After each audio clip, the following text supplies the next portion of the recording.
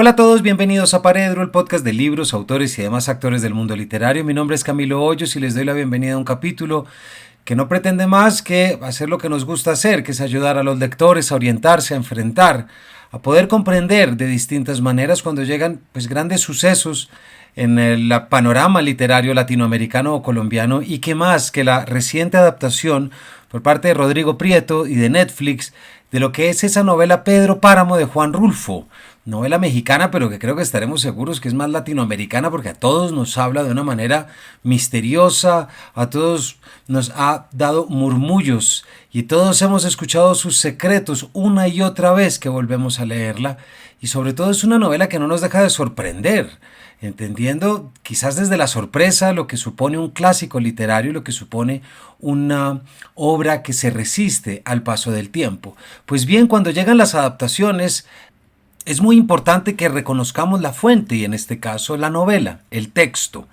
A lo largo de este rato no estaré pensando tanto en la película, en la adaptación, como en lo que es la novela, y me gustaría ayudarles a entender una serie de elementos de la novela que a mí me gustan muchísimo y que siempre he considerado fundamentales, como son los monólogos, es decir, 3 episodios que están regados a lo largo de la novela, que son 3 personajes que hablan de una forma determinada, como lo son Dolores Preciado, Pedro Páramo y Susana San Juan. Es algo que he llamado los monólogos de la soledad, y creo que comprenderlos nos permite entender la obra en su totalidad, o por lo menos construye algunos elementos para que ese sentido sea más grande. Así que lo que haré a lo largo de este rato, como les digo, es comentar estos monólogos. Primero los leeré en voz alta, ya que los he organizado. Como les digo, están regados a lo largo del texto, pero aquí comenzaré leyendo cada uno y después hablaré sobre estos monólogos. La intención de esto no es más que ustedes vayan a leer la novela, vayan a enfrentarse a esa novela, que es una aventura brutal, y que lo hagan antes o después de la película o adaptación. Eso depende íntegramente de ustedes. Pero vayan al texto, vayamos a la fuente, porque allí es donde vamos a encontrar unas cosas que, como les digo, se resisten al paso del tiempo. Así que los dejo con esta charla que grabamos a manera de capítulo, que se llama Los monólogos de la soledad. Y quiero comenzar leyendo el monólogo de Dolores Preciado. Les repito, este monólogo está regado a lo largo de la novela, pero que hemos organizado para que puedan entender. Y a manera de clave, es todo aquello que aparece en cursivas en la novela.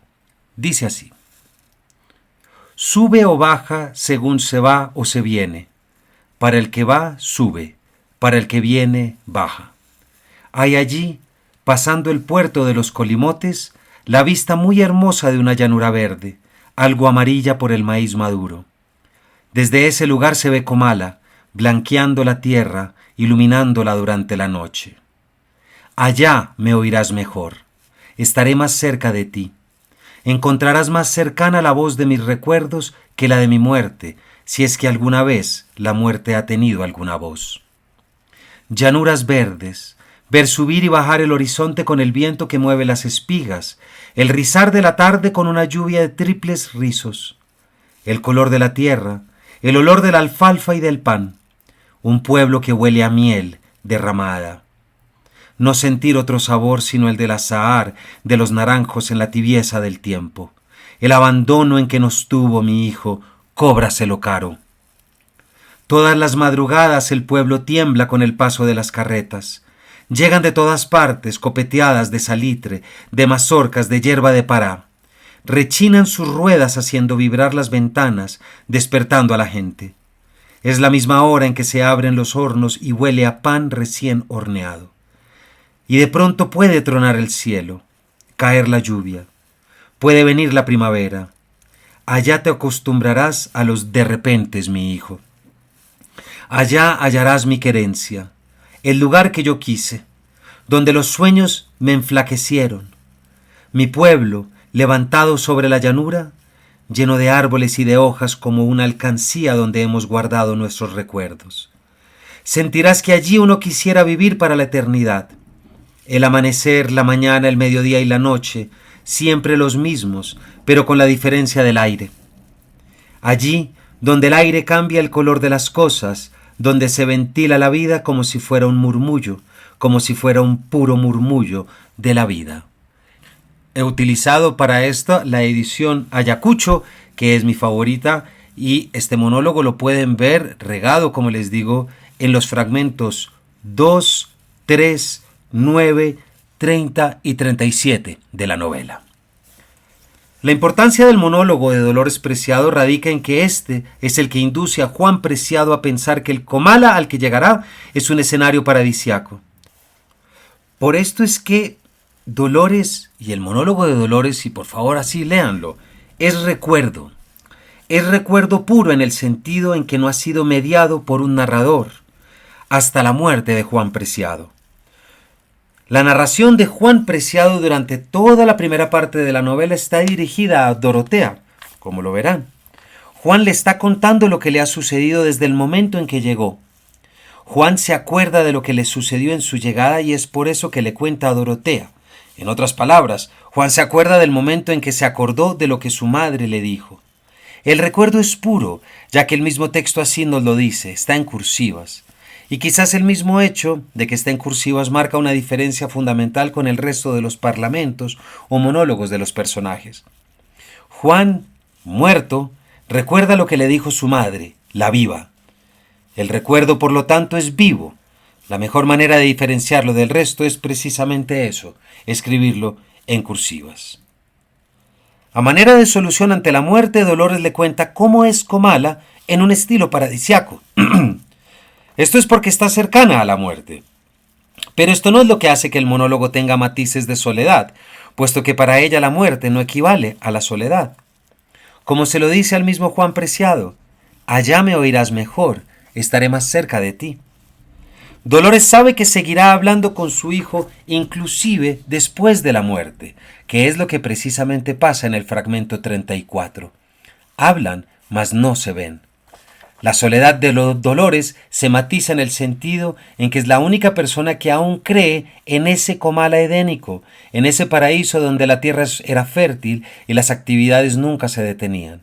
Aún creía, inclusive antes de la muerte, en un Comala vivo.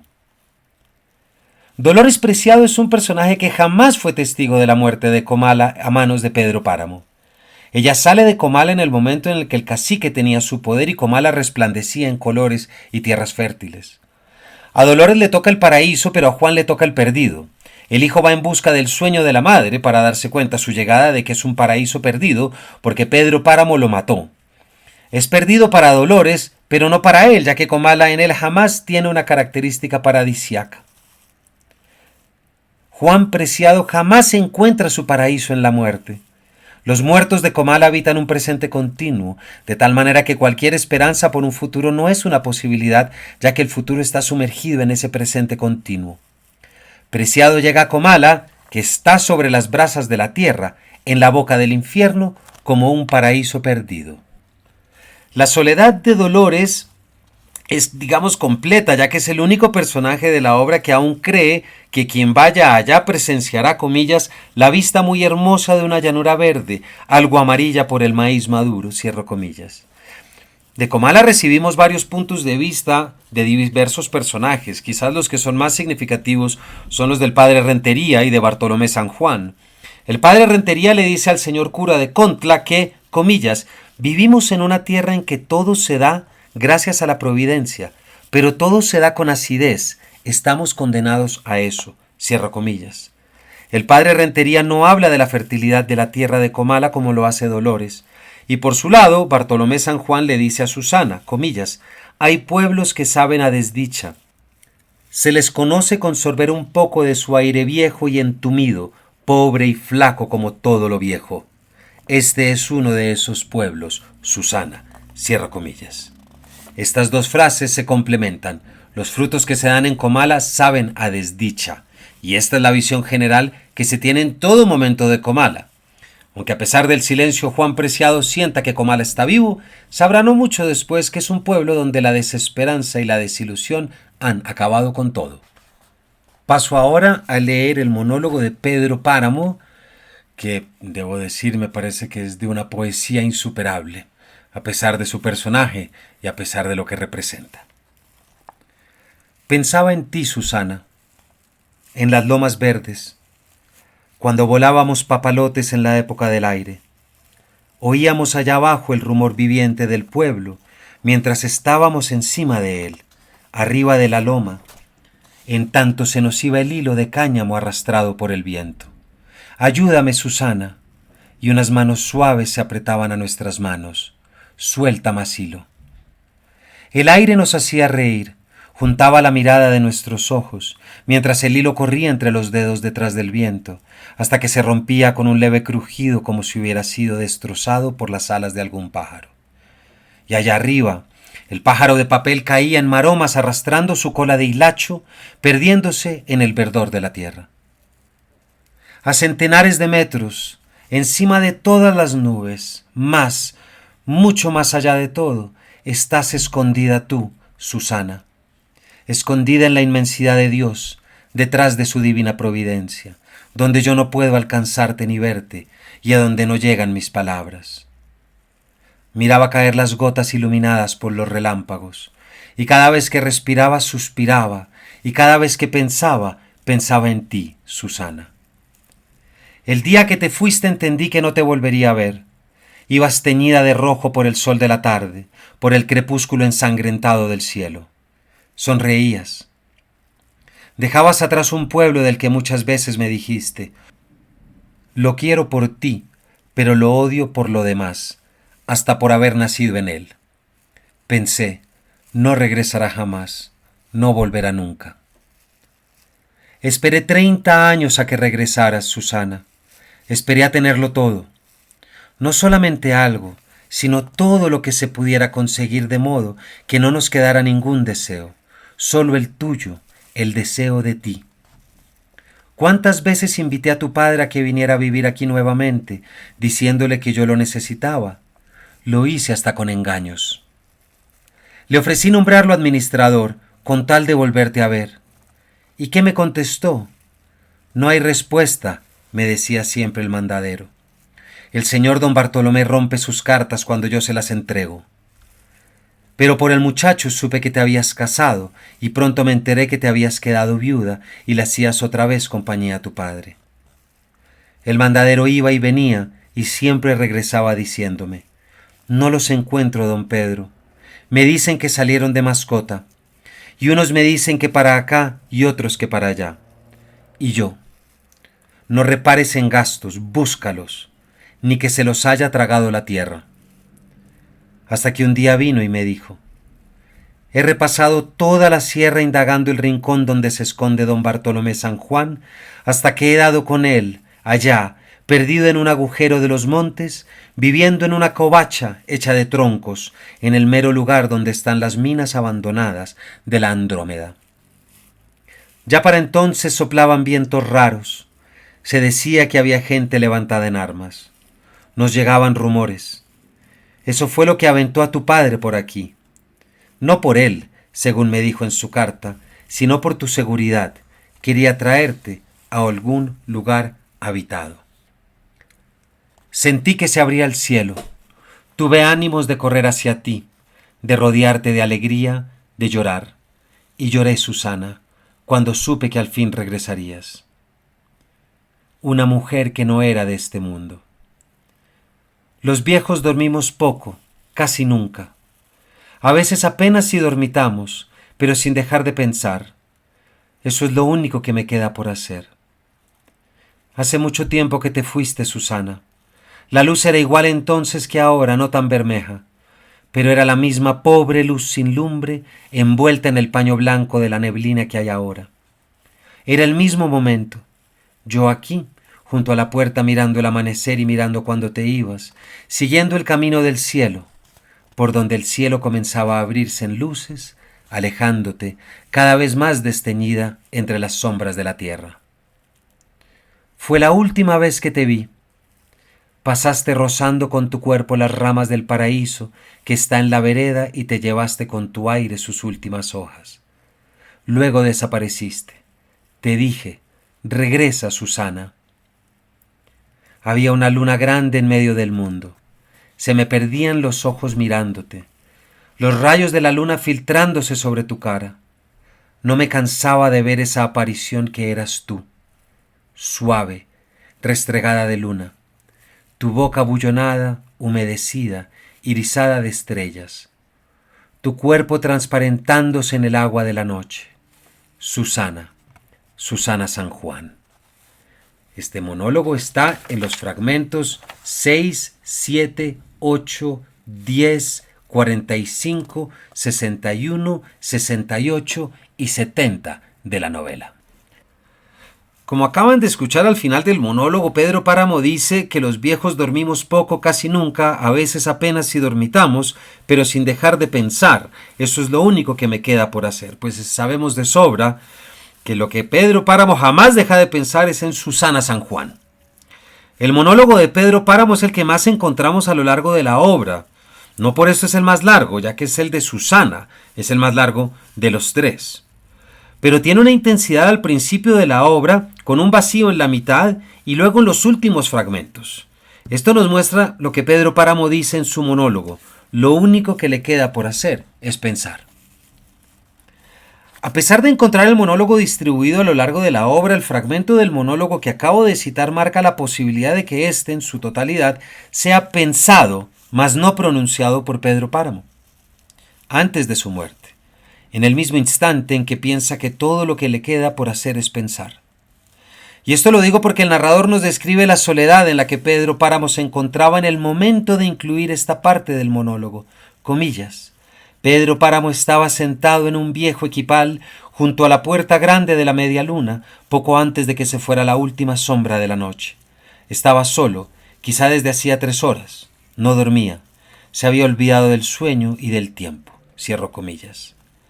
El amor no correspondido que sentía por Susana San Juan es lo que hace que este personaje esté tan solo. Ya no vive de ilusiones, ya no tiene esperanzas. Esperó durante 30 años a Susana, ella volvió pero habitó otro mundo y en ese instante ella ya está muerta. Lo único que puede hacer Pedro es aferrarse a ese paraíso que alguna vez tuvo, pero que ya es un paraíso perdido. Y por esto resulta tan importante que todo el monólogo tenga lugar sentado en el viejo equipal. Pedro Páramo, solitario, deshecho, sabe que Susana San Juan no volverá porque está muerta. Es la muerte de la ilusión y, más importante, la muerte del paraíso. Esto es importante. La palabra paraíso aparece 2 veces en la obra. La primera es pensada por Pedro Páramo durante su monólogo y la segunda es utilizada por el narrador cuando describe cómo ve Pedro Páramo el cortejo que lleva a Abundio, luego de que éste le clavó el puñal matándolo. Aunque la palabra aparezca en boca de distintos, creo que apuntan al mismo episodio, a la muerte del paraíso, al paraíso perdido, a aquello que alguna vez le dio vida a Pedro Páramo, pero que ahora, envuelto en la soledad de la muerte, sabe que no volverá a ver. Con la muerte de Susana también muere el paraíso al que aspiraba Pedro Páramo en Comala. Pero así como para Dolores Preciado Comala era este paraíso a partir de la agricultura y de los frutos de la tierra, para Pedro Páramo Comala era un paraíso únicamente porque allí habitaba también el recuerdo de Susana San Juan. Todo el monólogo se desprende del episodio primero, que es la única vez donde Pedro Páramo se evoca a sí mismo al lado de Susana, es decir, cuando ven el vuelo de los papalotes. Este episodio justifica el resto del monólogo, ya que se sitúa en un lugar paradisiaco tanto como espacio, como relación entre Susana y Pedro. Y aquí también podemos apuntar cómo hay un elemento recurrente en este monólogo de Pedro Páramo, que es la forma como todas las evocaciones que realiza de Susana, o la gran mayoría, las hace utilizando figuras del cielo. Como él mismo lo dice, comillas, y la repito porque esta es de mis frases favoritas de la novela entera, se los confieso: a centenares de metros encima de todas las nubes, mucho más allá de todo, estás escondida tú, Susana, escondida en la inmensidad de Dios, detrás de su divina providencia, donde yo no puedo alcanzarte ni verte y a donde no llegan mis palabras. Cierro comillas. Susana San Juan está más allá del cielo, y por esta razón jamás escuchará sus palabras. La única manera que tiene Pedro de evocar el recuerdo es utilizando frases poéticas que tienen como sustento ese cielo donde él la imagina. Yo creo que estos son los episodios más poéticos de la obra, como les decía al inicio, Ningún personaje, ni siquiera el narrador, es capaz de igualar a Pedro Páramo en su poeticidad, si se quiere. Pedro Páramo tiene que pensar en Susana San Juan como un componente del cielo, ya que ella está detrás de la divina providencia, y es una mujer que no era de este mundo. Es como si Susana San Juan haya sido desde esa divina providencia la que rigió la fertilidad, las leyes, quien se fue de este mundo dejándolo perdido. Por la descripción que hace Pedro Páramo, parecería que Susana San Juan en el momento de su muerte subió al cielo, como ya sabemos quién más. Dice que el cielo es quien la aleja. Susana forma parte de ese cielo de Comala, de ese paraíso perdido, y la única manera de Pedro Páramo de rendirle justicia es pensarla, evocarla desde ese cielo mismo. Paso ahora a leer el tercer y último monólogo, el monólogo de Susana San Juan. Estoy acostada en la misma cama donde murió mi madre hace ya muchos años, sobre el mismo colchón, bajo la misma cobija de lana negra con la cual nos envolvíamos las dos para dormir. Entonces yo dormía a su lado, en un lugarcito que ella me hacía debajo de sus brazos. Creo sentir todavía el golpe pausado de su respiración, las palpitaciones y suspiros con que ella arrullaba mi sueño. Creo sentir la pena de su muerte, pero esto es falso.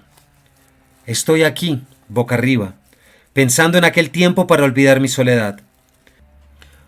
Porque no estoy acostada solo por un rato, y ni en la cama de mi madre, sino en un cajón negro como el que se usa para enterrar a los muertos. Porque estoy muerta. Siento el lugar en que estoy y pienso. Pienso cuando maduraban los tallos de los helechos, antes que el abandono los secara, los limones maduros que llenaban con su olor el viejo patio. El viento bajaba de las montañas en las mañanas de febrero, y las nubes se quedaban allá arriba en espera de que el tiempo bueno las hiciera bajar al valle.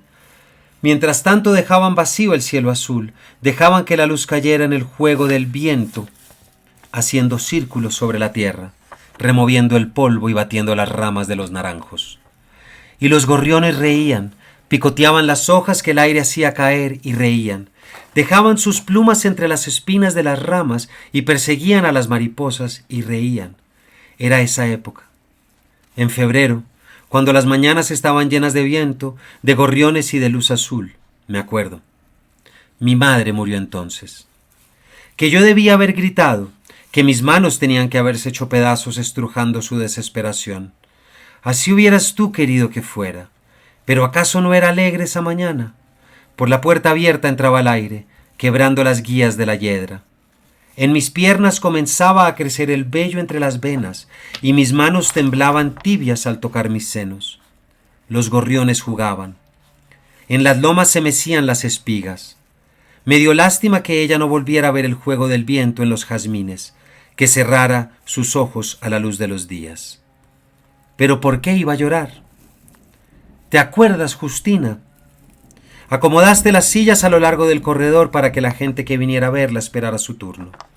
Estuvieron vacías, y mi madre sola, en medio de los cirios, su cara pálida y sus dientes blancos asomándose apenitas entre sus labios morados, endurecidos por la moratada muerte. Sus pestañas ya quietas, quieto ya su corazón.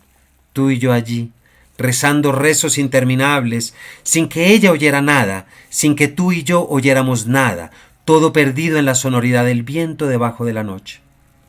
Planchaste su vestido negro, almidonando el cuello y el puño de sus mangas para que sus manos se vieran nuevas, cruzadas sobre su pecho muerto, su viejo pecho amoroso sobre el que dormí en un tiempo y que me dio de comer y que palpitó para arrullar mis sueños.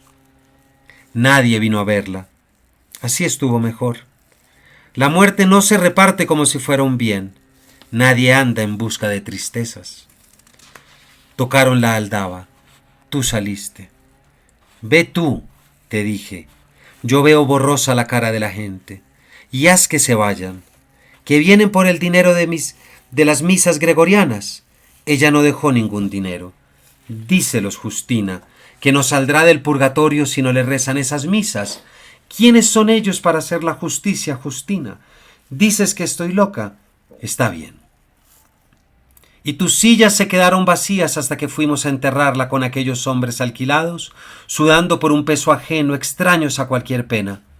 Cerraron la sepultura con arena mojada, bajaron el cajón despacio con la paciencia de su oficio, bajo el aire que les refrescaba su esfuerzo.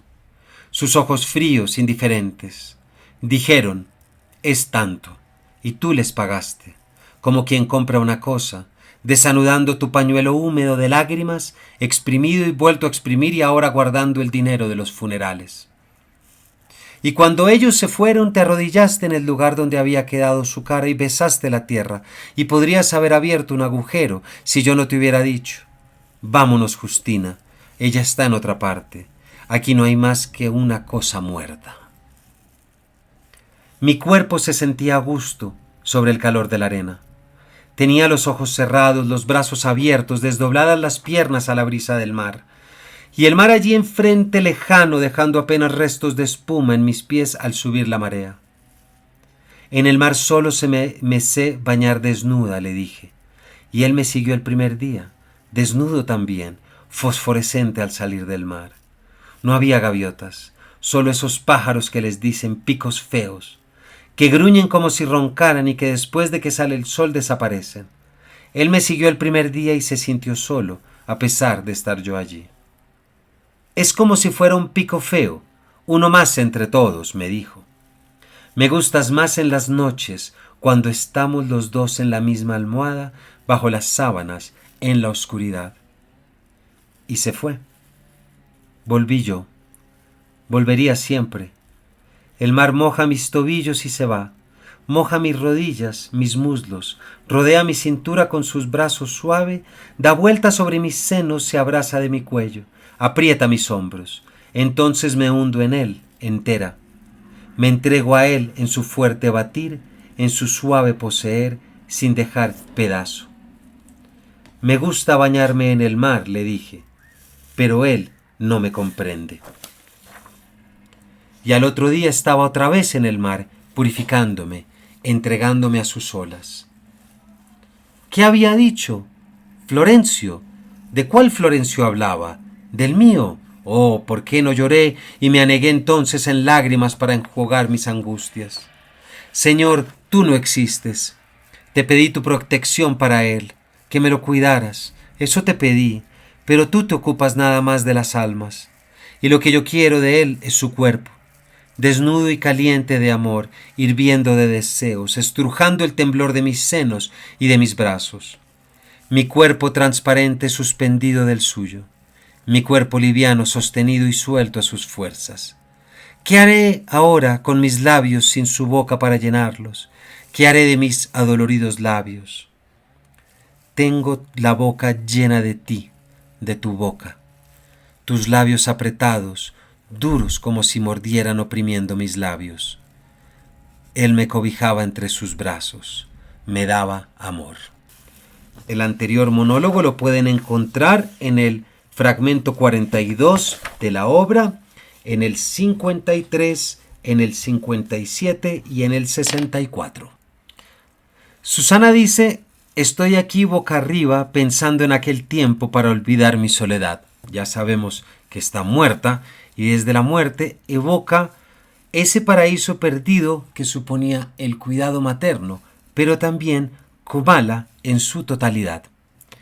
La evocación de Comala como paraíso perdido de nuevo aparece en este monólogo, y hay que recordar cómo ya Bartolomé San Juan, como leímos anteriormente, se refiere a esa frase que dijimos: hay pueblos que saben a desdicha, se les conoce con sorber un poco de su aire viejo y entumido, pobre y flaco.